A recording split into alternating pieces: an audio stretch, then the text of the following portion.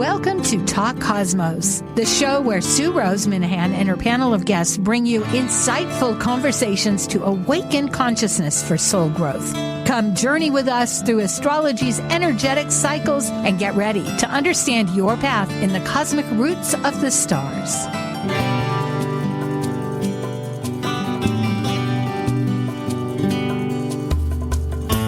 Hello, everybody. I'm Sue Minahan. This is Talk Cosmos, and today, August 3rd, yes, we're in summer, at least on the northern hemisphere, and the sky is really active with patterns. It's no surprise. The story continues, and it will. And so for today, we are focusing on the cosmic push, and I put that because Mars is a real instigator. There's what they call a kite. We'll talk about that, but the point is it flies. That's the good news. And there's a lot of energy. I mean, you can fly. It's like you can take this energy and move ahead. But again, by moving ahead, a lot of things might get dislodged. We'll just find out what we do think about all of this, because now we're ready for, Planet Buzz.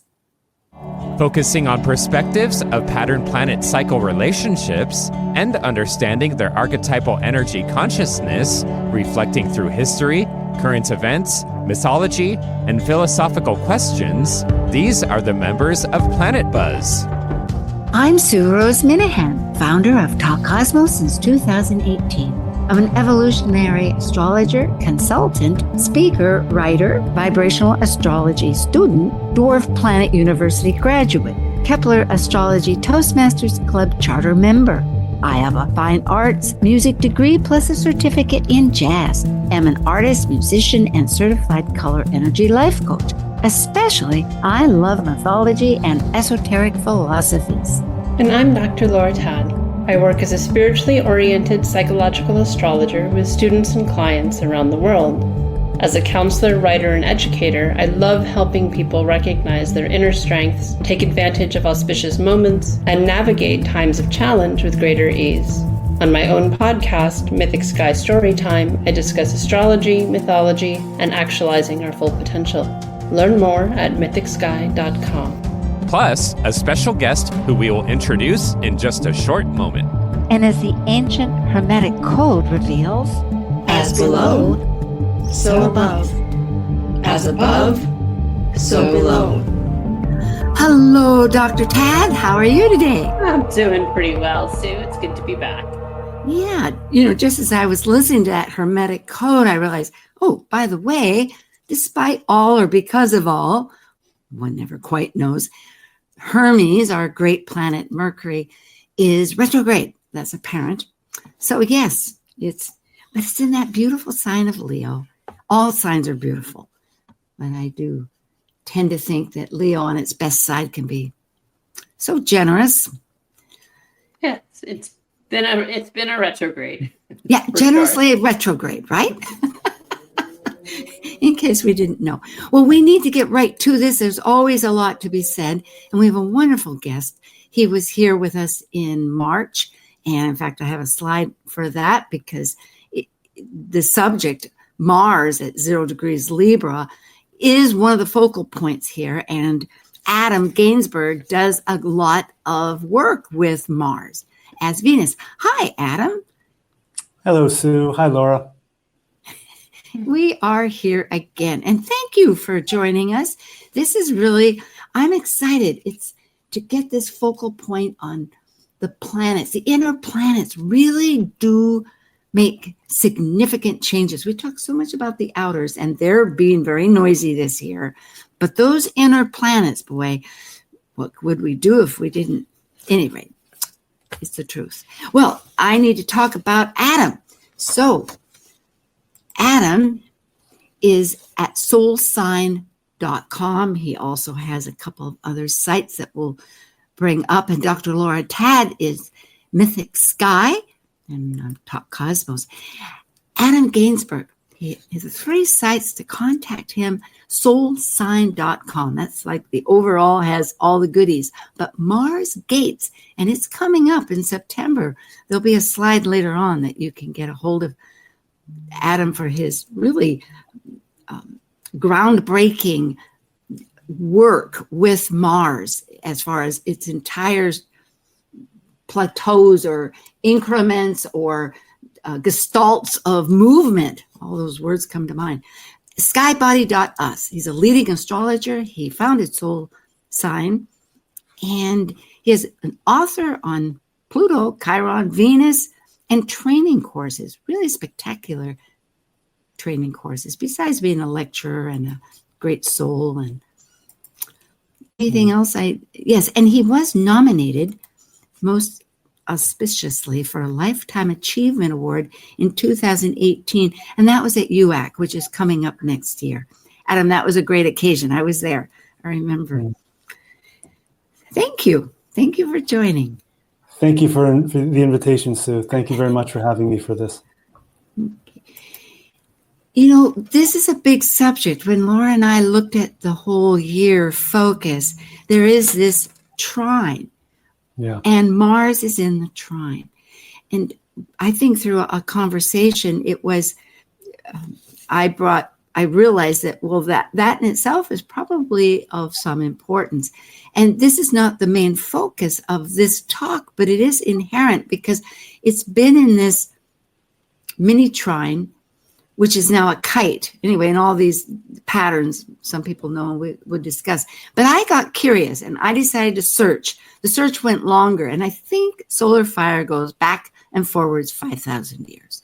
Mm-hmm. And it turns out that there is a pattern that it goes from the beginning, close to zero of Gemini, of its trine between Gemini and Aquarius for these particular archetypes, for Uranus in Gemini and Pluto in.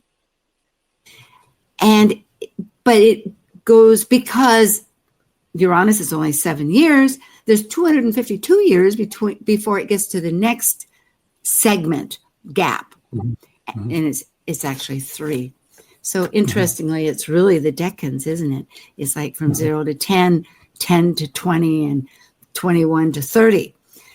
But the furthest back it went, and there's like about 2,000 or 3,000 years, 2,500 years between one whole cycle of those 30 degrees and the next one. Mm-hmm. What really only matters for our purpose is that the next exact trine that they're having will be next year at an early degree of 4 degrees, meaning we're really at this threshold of a whole long cycle of, I think I wrote down, but the whole cycle itself goes over several thousand years. So it's a real energy push. Shall I just go on? Because that was... Yeah, I mean, I think I was looking to see initially at myself, like, when was the last time they were trying? And our next slide. There you... And so, just to find them trying in any sign had to go back a little over 100 years. And I actually just found one of the things that I think is a beautiful quote that was from them that is perfect even for now with this trine. So in 1922, it's when the beginning of what became what's now the Irish Republic, when Ireland first got independence from Britain, occurred during the Uranus-Pluto trine. It happened to be, it was in water at that time, with Pluto in Cancer and Uranus in Pisces. But Michael Collins, who was the founder of the IRA and Sinn Féin, that's the political arm of the Irish government, his quote was, once Ireland had won its freedom from Britain, or part of Ireland had won its freedom from Britain, was that freedom to achieve freedom. That was the goal that they had achieved. And I really love that as a quote for this trine, regardless of sign that they're in. It feels very Uranian Pluto in that trine of like that freedom of Uranus, of Aquarius energy. And yet it's not complete. It's the trine. There's sort of more to come, more transition that can be more evolution in the works. And I think that's part of this energy that we're in right now, globally. Yes, Laura, that's a great point. This opening trine of their cycle I love that you found that and brought that. Thank you. That really enriches my understanding. That freedom to create freedom, or to achieve freedom. Yeah. To achieve. Yeah, that's that real. And interestingly, go ahead. Yeah, because Mars is there. That theme also plays through the the Saturn-Neptune conjunction that really started basically in late May and really completes February, March of next year. So the same archetypal or evolutionary intention in terms of collective consciousness is being played out through that great historic example, Laura, of Ireland's basically they're creating the situation, the environment in which they could be sovereign. And that's exactly what Neptune and Neptune and Saturn is doing at the very start of the zodiac at 0 Aries. Isn't this right? Because it's identity too. You think of Mars itself, which interestingly with a lot of these, I think we know when I say these in the trines, Mars is very active. It's either conjunct one sign or square or, a player, a real player. So the Uranus Pluto trine, when I was looking through it, I went back to the 1100s, and most of the time, Mars was conjunct Uranus or Pluto. It was, I have yet to find it trine in a grand exactly. trine. And I searched with that a lot too. But it somehow was still in play. It's been in this continued presence for millennia. Mm-hmm.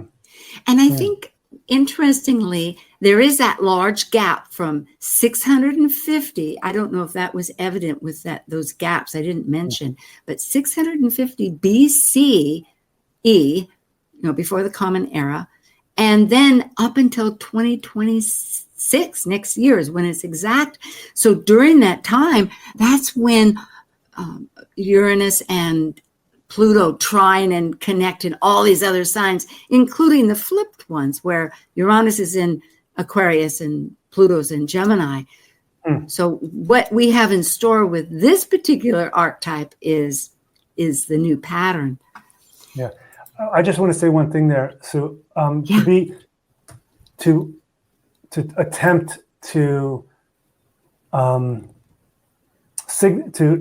describe what Mars does, what Mars's effect or influence is on this trine, because of Mars and Pluto's inherent relationship, and Mars and Uranus's indirect archetypal relationship, because in a way, Mars does things often that is completely unforeseen and unwanted in some ways. The violence, the violation, the not considering others in its actions, and it's what it says and all that, with Uranus just coming out of the future, out of the sky to land its wisdom and to land its seed, that Mars in the trine, not the square or their opposition, but Mars involved in the Uranus-Pluto trine, for me, it tends to bring about more agency for the latent archetype of the trine to actually start to materialize, and not always in the most conscious or the ways that are best or more equitable for everything. But it does initiate the manifestation of the trine potential, because as you both know, trines can have their own shadow. That energy just can keep looping and looping and looping and looping, and it feels so good. And why ever change? Why ever grow? There's no reason to. I love how you bring that up, because it's so instinctual. Mars is, regardless of whatever sign, is instinctual. It just needs, it's that energy, that pure energy of evolution in a sense. I mean, the world, the energy never destroys, it just recreates. And it's because of that motion going forward. And with vibrational astrology, which I am studying at length here, they have found, Linda Barry, who is a tremendous researcher, found that trines will be violent to keep their flow. They don't want to be interrupted. Yeah, exactly. And that's Mars's function in their trine. It interrupts the otherwise myopic and almost like where you keep it in the family and you don't let it go out of that lineage. Oh, yes. It breaks that up. That's really good. Yeah, that's really helpful. So Mars is really a player for an agent of evolution and growth. Even Absolutely. Though it's really even if it might cause wars, it might cause overt conflict and death. It You is have to necessary for the larger evolutionary process. The rocks have to be pounded away to get the sand, Then the sun has to beat on it to have glass. I think of all these nature things. And, yes, I've been told too that the universe loves action. And I've thought about that. And I thought, yes, Mars, it's all of this.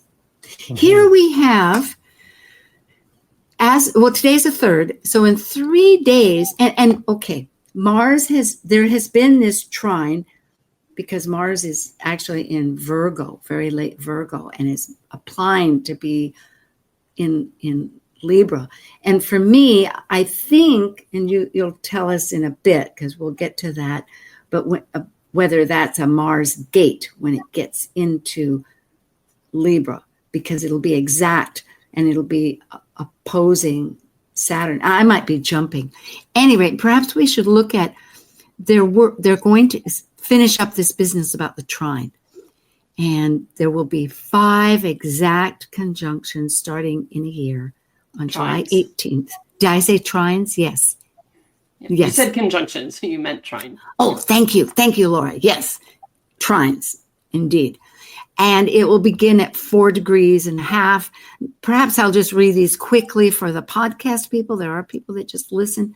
But many people will be saying this. It's going to be July 18th, 2026 at 4 degrees. Then later, 29th of November, it'll retrograde back to 3.5 degrees. Then the following year in 2027 on June 15th at 6, almost 7 degrees. And then the following year will be its last on the 13th of January at 6 degrees and 20 minutes. And they flip-flop back and forth, retrograde, the 2 outer planets. And then the last will be on the 10th of May, 2028 at 8. Yeah, so I think, something, and we'll look at the charts, but to look at from this, is that this energy that's coming in the coming days, then it's a long burn, right? Like Mars may initiate this, but we're not out of this energy for over till 2028. We are in this energy, and the seeds are being planted. Or Mars, I think, being part of this alignment for this round, right? And that's where I was starting to see these conjunctions. Mars is still in play, and these other exact trines in different angles. It's this spark that is very Martian, right? That initial energy kicking off this grand trine that then carries through until 2028 or through 2028. Yeah. So being that this trine is going to play in and out, as you've laid out here, Sue, in air, this is, as you say, Laura, perfectly, a slow, and I would add deep burn. This is going to deeply burn anything in us, personally and collectively, in terms of our relationship with our own inner air element, those parts of our inner life and outer life that are simply denying or holding on for dear life against the forces of our own change and growth and opening and surrender and evolution. And Mars, I think, will continue to play that same role. Laura, you've inspired me. I'm gonna be looking at Mars's position relative to their trines for these 5 to see exactly. It's fascinating. What those are. It is so active, and I went back with those charts there since 3,500 BC, and it is a player. And if it's not with this particular, there's usually a trine, and sometimes with Mars involved, but it's not necessary. It's not necessarily with Uranus and Pluto, but it is with another sect. Might be Neptune and Jupiter. Yeah. Right. And I just want to point out there that if you go back, that period of trines that you've laid out there, Sue, from middle of 26 through middle of 28, that is not exactly, but pretty close to the entire life cycle of the next Mars cycle that begins January of next year and goes through 2028, February or March it ends. So the Mars-Sun relationship, which astronomically is totally independent of this Uranus trine Pluto cycle, those two things are kind of overlaying on top of each other at the same one. And this is in addition to the Mars, as you were pointing out, Laura, Mars involved by aspect to these trines. This is really jet propelling us. Thank you for that. And I am eager to hear more of this and I know you have slides too about Mars, because besides that, the Venus star points we're going to, as a nation anyway, going to be returning to the exact same ones that we had, because it also is a 250-year cycle. You have these, I remember the Marquise, life happens when you're in it, and we're in it, just like it's a good time to be active about something. I brought this in knowing that you have slides, but I didn't want to leave it out. And if you're going to bring this up later, but maybe just briefly speaking, okay, I will just share that this is Adam's personal slide. I don't know, I guess I didn't put that down here. That's okay. I neglected. Yeah, and there is an evolution. It is a cycle, and this is of real transformation. And in March, when we had our last one, it was at the Destiny Challenge, I think, wasn't it? In March, yes, it would have been just before, I think, or right at the Destiny, which is the waning square between the Sun and Mars. Yeah. It's the waning square. It's after the opposition, and that's when the Destiny Challenge is called such, because that's the time archetypally when collectively humanity is meeting all of its inner obstacles to accepting its destiny. And the way that we stay blocked to our destiny is we stay needful of personal fulfillment in the ways that we think we need. And when we can drop that, then the destiny or the Dharma starts to unfold or starts to show itself. So that's the Destiny Challenge. So now, though, and I do have this slide as part of my few slides. So. Okay, yeah, because it is your slide. Yeah, it was the only one I had that I thought, well, we have to bring it up because we've been talking about the trine between Uranus and Pluto, but really what's making this work is this grand trine with Mars. And I thank you for that, Adam, because I don't know about you, Laura, but on a personal basis, that's really what I've been scoping out is, yes, I've known why I've done things, but then I realized, gee, have I been selfish? Necessarily, things I need to do, but how is this fulfilling as a service to everybody? Whew, well. And so then have we moved into the elder phase? We'll find out. Oh, okay. Elder phase comes at the end of August. The elder phase starts at the end of August. Okay. Yep. I'm gonna go through that. Sure. Yeah. So here we are with this actual ingress of Mars that perfects the grand trine closer in orb. It's not going to be perfected, but it's in orb. And then on the 9th, it actually opposes Saturn exactly, which I have a slide for too. But here, it does show this ongoing mini trine, as they call it, talent trine between that Uranus and Pluto square that is sextile, the 60 degrees connecting with the fire planets that have recently ingressed into Aries that we brought up, that we're now identifying, and that's Saturn and Neptune. And with Mars across from it. And this trine, it's, well, I'm going to get to this too, but this is so important to me as I was thinking about what I wanted to share in our conversation today. That this period, for those listening or watching, this period, I mean, from basically the night of the 5th through at least August 10th is, a real hotbed where this energy perfects. And even to the point where on August 8th, the moon aligns exactly with Pluto to even further trigger all of this to happen. So I just wanted to mention that slide that you just put up there, Sue, on which is for the 6th, the entire period for me is the 5th through the 10th. I like that because I actually put the 18th. I don't know where I put that. Maybe it doesn't show on this slide, but there is an extended window.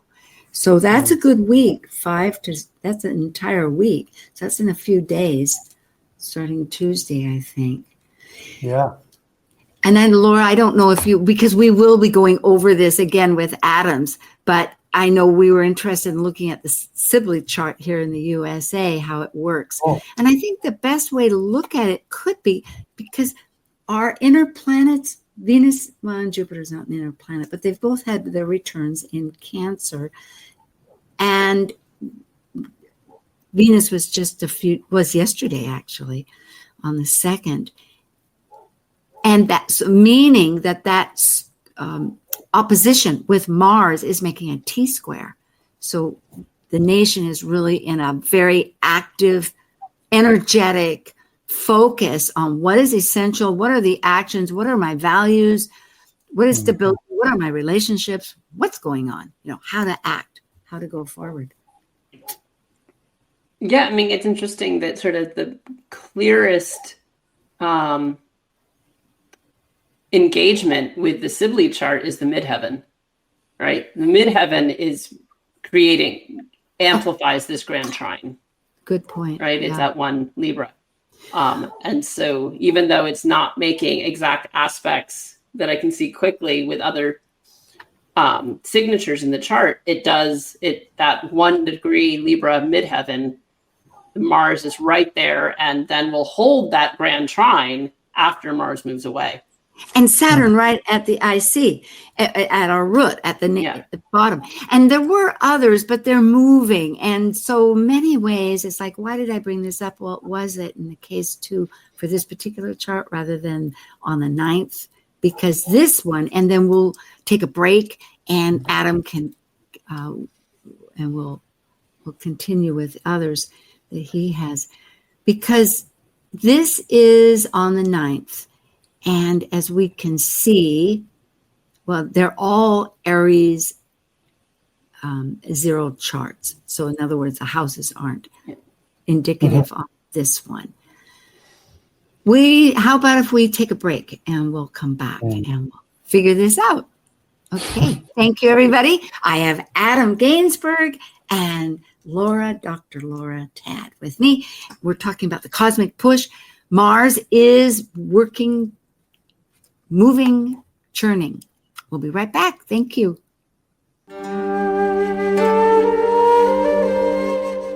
While we take a break from this week's edition of Talk Cosmos, let's take a look at this cycle's archetype. We are currently in the Yang period of Leo, ruled by the solar sun.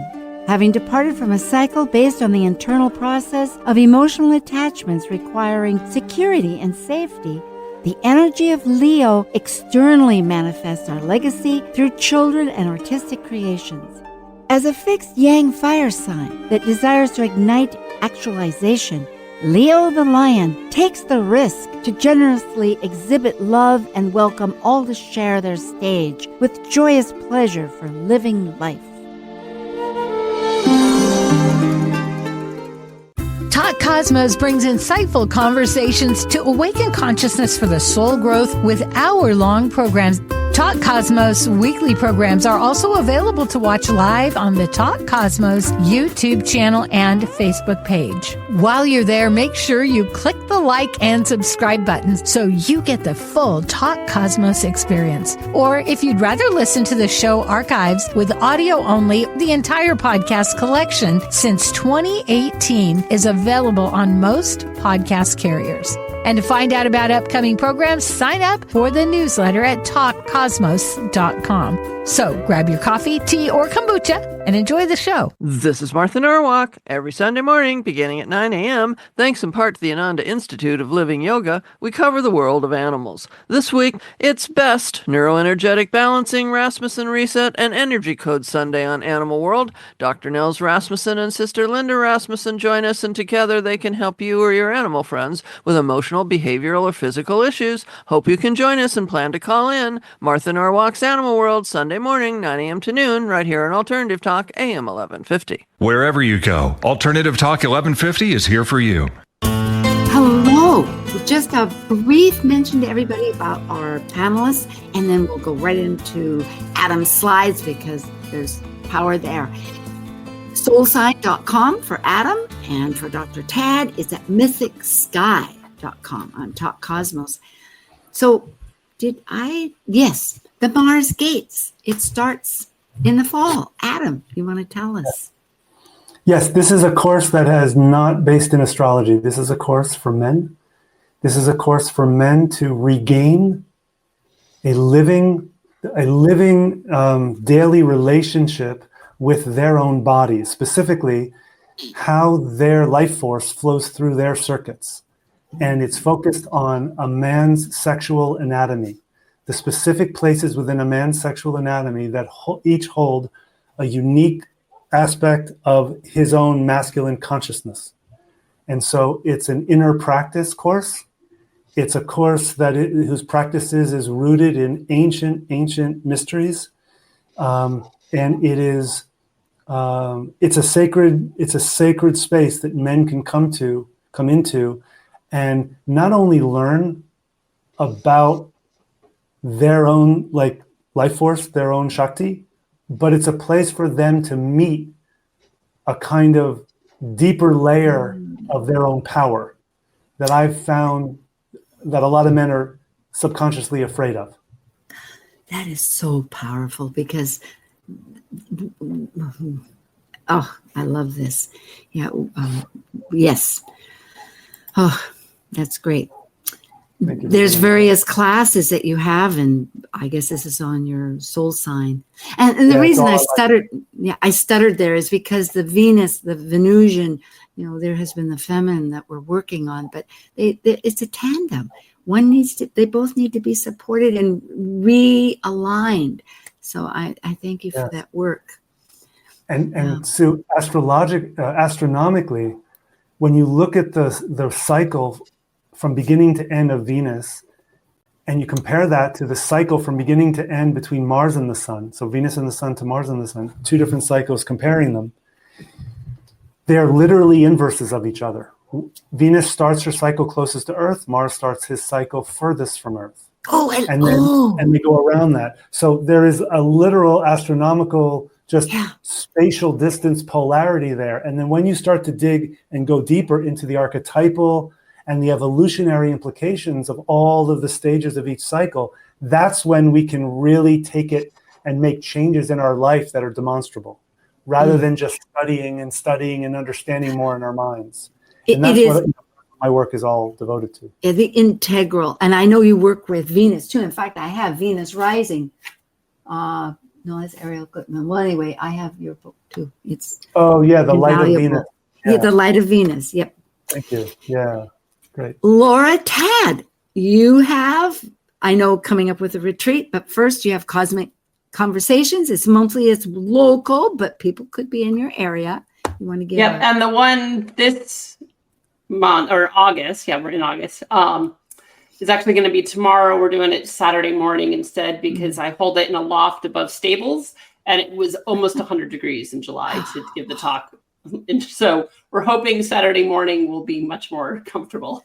Sounds good. Then the evening in the South gets pretty hot here. So so we're trying Saturday morning. And then the Goddess Awakening Retreat is the annual retreat I've been helping a dear friend of mine out with that is on Playa El Coco in Nicaragua. And it's right on the Costa Rican border. So we're literally, you can see Costa Rica from the beach. And it's right where the jungle meets the ocean. You get woken up by howler monkeys and get to see baby turtles released into the sea. And it's a combination sounds of yoga and astrology and meditation and different experiential exercises. So rebooting the soul, I know, and fantastic. Yeah, those jungle sounds are really exciting. Actually, I used to live near the park in Seattle, and I'd hear all the sounds. But being in the forest somehow, in the jungles, and hearing that in the morning is extraordinary. They won't be in the jungle, folks. You'll be on the beach. I'm getting myself too. Here is the show that we did, the three of us, and Adam, about Mars in particular. So check this out. I wanted to bring focus to it. That's April 13th. And I have the different graphics for it, or else you can find it on Planet Buzz, the playlist. That's an easy way too. Meanwhile, Talk Cosmos is active, and we have a potpourri of programs, everything from Astro Jam, which is a theatrical program that we're not doing mystery charts this year. We're doing the ingress charts, and it's really fun.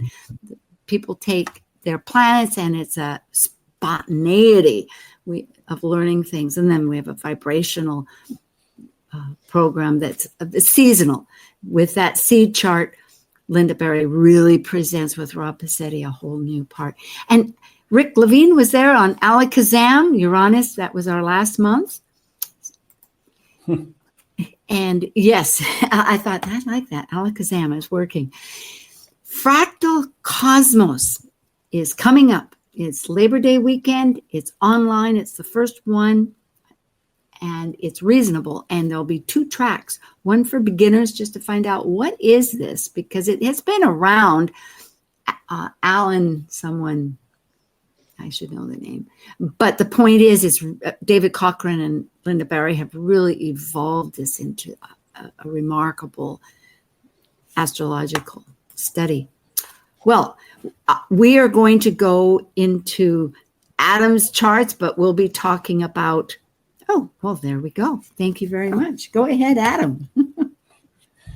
Well, yes, I just have a few slides here. It's more, I wanted to just point out, make a few points, and then we can discuss any of this. So the cycle that we're referring to here, when we say the Mars cycle currently, is simply the Mars-Sun cycle, or Mars's heliacal cycle. And it began there's the date, it began in the middle of November 23, and will complete with the Mars-Sun conjunction on January 9th, 2026. This is the Capricorn. This has been and will continue to be the Capricorn cycle. Why? Because when Mars first heliacally rose, that means, and here I go back to the ancient skywashing principles long before there were charts and computers to calculate anything.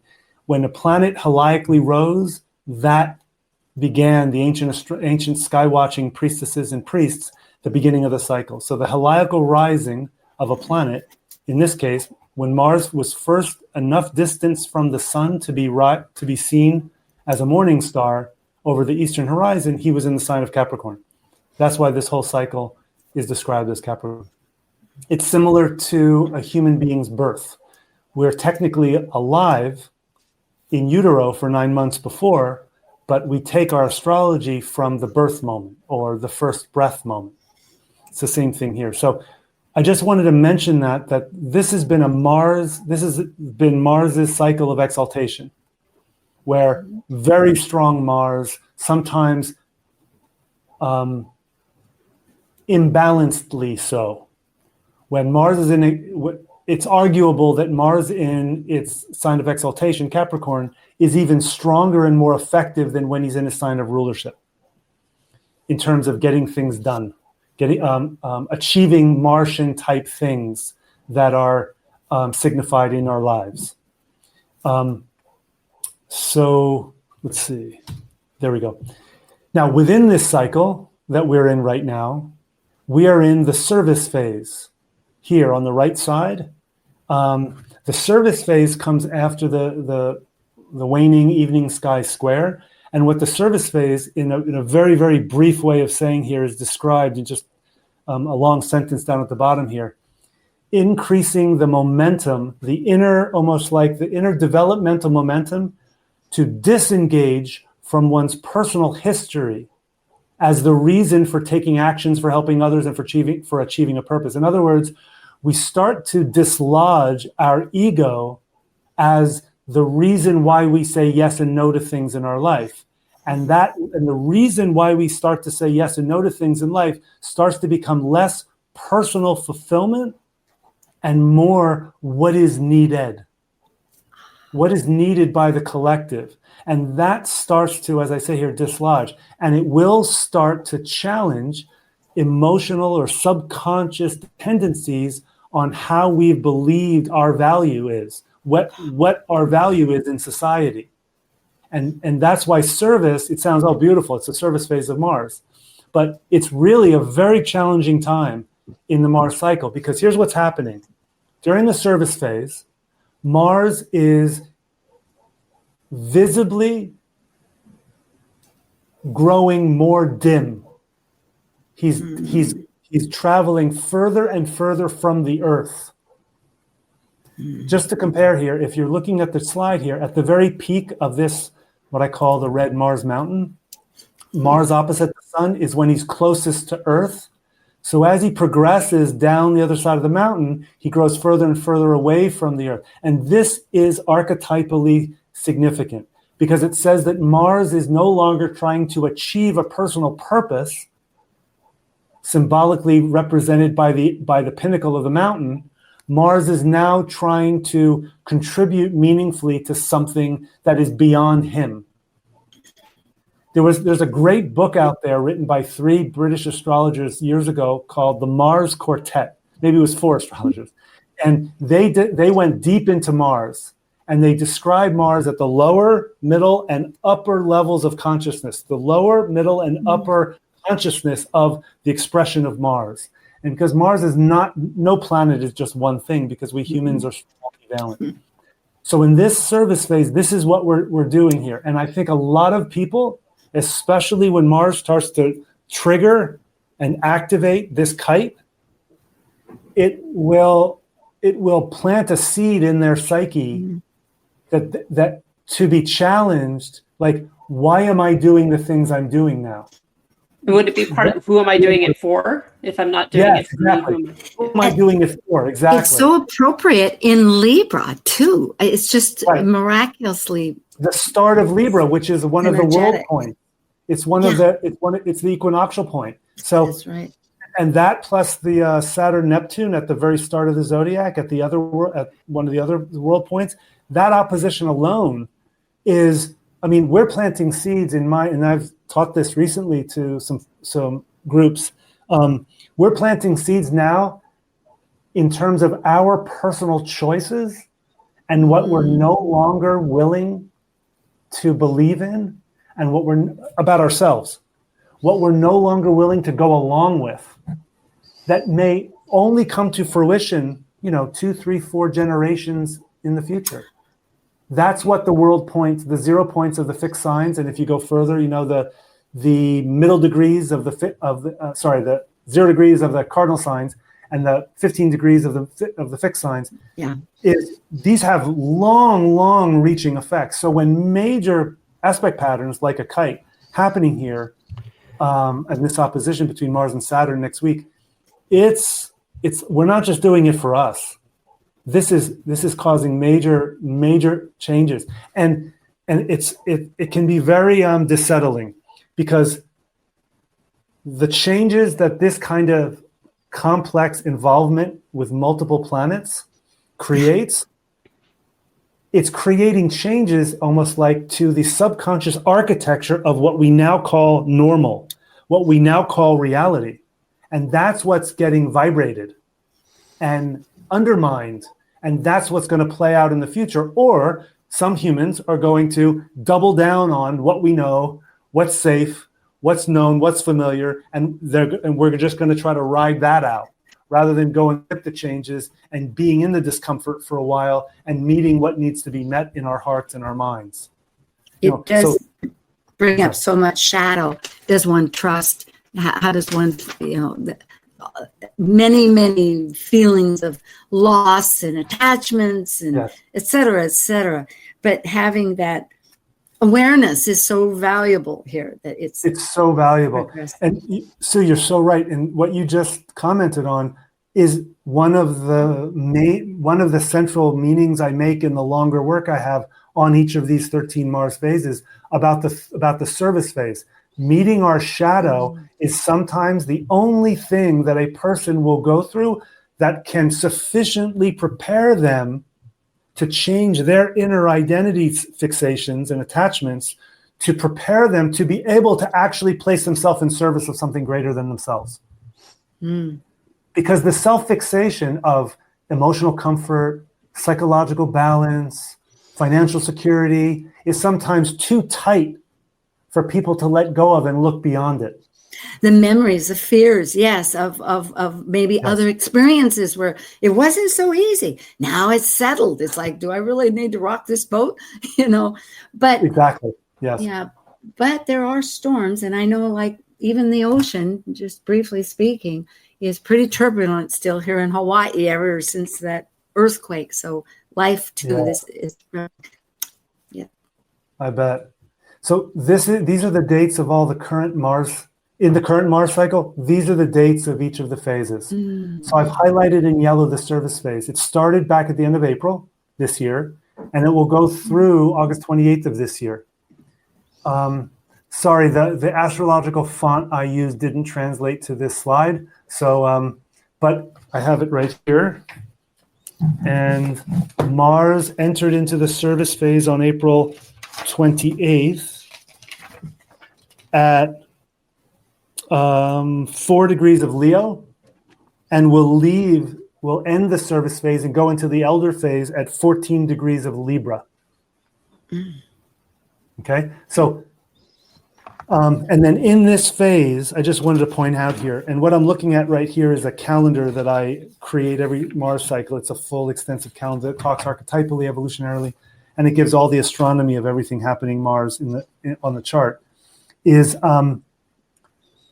let's see, right as of today, Mars will conjoin basically I think it's the Gamma star in the Virgin Priestess constellation called Zavijava, and that star is located in the crown chakra, basically the pineal gland of the Virgin Priestess, the feminine fertility of life. Ceres, it's the Syrian principle. And so Mars right now in a couple days will be entering into that place within the service phase. So there's going to be a kind of, for those who are sensitive, those who are tuned in mythically, archetypally, I bet there will be more of a presence of the goddess, the feminine principle in each of us, and our mythological relationship with her, with that. And I do want to point out here something. In just a few days, on the 10th of August, Mars will cross to Libra.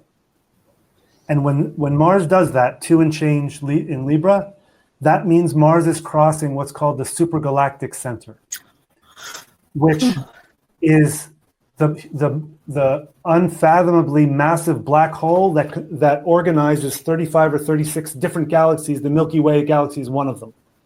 And this degree, the 2.5 Libra tropically, is a degree that I've always been kind of drawn to mention to clients, bring up in classes, because it has to do with a level of light or the organization of consciousness at a scale that is, in my view, still very much beyond what most of humanity can reach. In our meditations, in our God or goddess image, in our religious faith and belief, it's not our galaxy, it's what our galaxy revolves around. So it's an order of, and the reason I'm bringing this up only is because I know both of you go there. And number one. And two, it's also because this has been a big part of my work recently in bringing to my clients and students who are very actively now showing up, about just to make them aware of this, so that they can then take this information and explore it in their own way, rather than relying on an astrologer with all the knowledge that they have to listen to what they're saying and then go and believe that. For them to go and explore. But this is a real reach. This is, again, not the galactic center. This is the center of 30 of the Milky Way plus another, I think it's 33 different other galaxies that all revolve around that. And so it's happening in the service phase. So I got to believe, because I'm a big fan of the Mars cycle and phases, I've got to believe that there's something that we are each who are sensitive here are being invited into, to become aware of and include in our lives, in the rest of our lives. There's some level of kind of a higher level of, maybe some people would call it divine grace. Yeah. Some people might call it kind of like my inner marching orders, my inner marching orders, or whatever. Like it, but to be just simply to be aware of this. It's like the brass ring. Yeah, they say about dreams, reach for the stars. Well, in this sense, the higher intention would be for the cosmic, well, I'm glad I said cosmic push now for this whole show, because really that's a wonderful tall order, but it's not too tall. It's alignment. Yes, thank you. It's alignment at a higher order. It's like a whole other octave of sentient consciousness. Yeah. Right. So next, I just wanted to, this is just the chart that I pulled for August 8th. I pulled this chart because here's Moon with Pluto. So when you just look at this chart, here's the trine with Uranus, still not exact, but still active. But it's waxing to the trine. It's applying. Here's the Sun, the Saturn, Neptune, both retrograde at the very start of the zodiac at 1 and change of Aries. And here's Mars having just ingressed into Libra. And then the Moon there with Pluto is like pop. So that's why I was framing this by roughly the 5th, the 6th of August through the 10th or maybe the 10th of August as a period when politically the wars, both the overt wars and the hidden wars that are very active right now. Hidden wars against populists, against the population, hidden wars against human freedom, to achieve freedom to be free. As you brought before, Laura. Like that's what I see. This is like a real seed.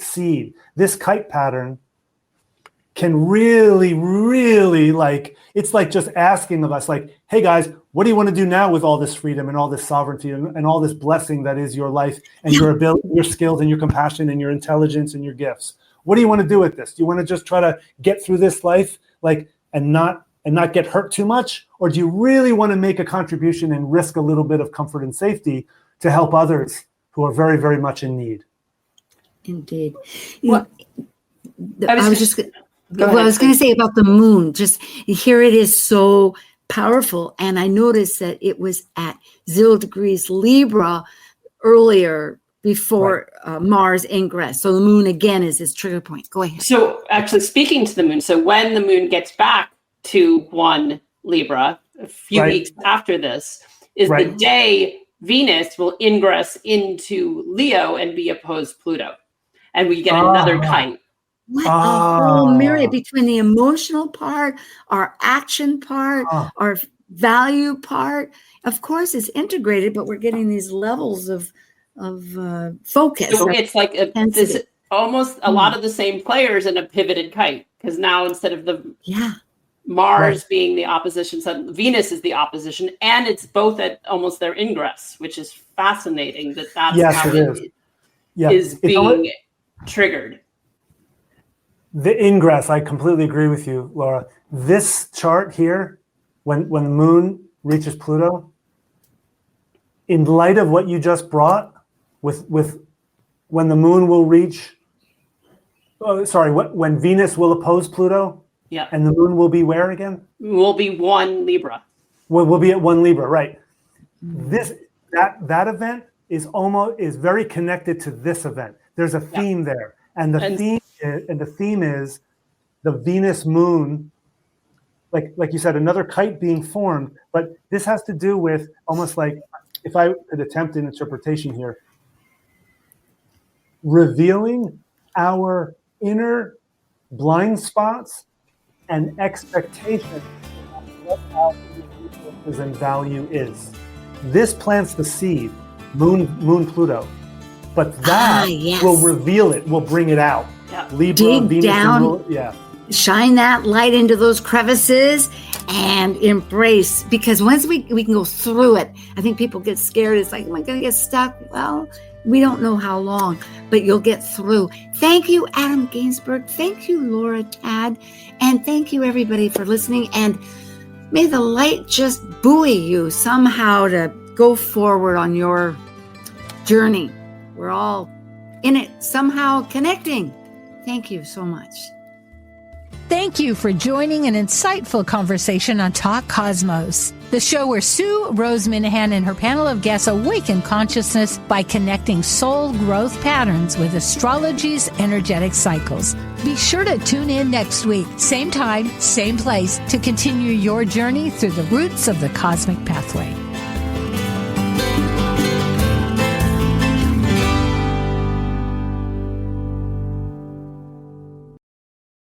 At Arizona State University, we've made online education better, smarter, and more personalized, so you can go further in your aspiring field. I decided to pursue medicine once I realized that ASU did have the online program for biological sciences. You're still required to learn the same curriculum. You're still being tested on the same content that anyone would be tested on in person. The comprehensiveness of the program prepared me so well for medical school.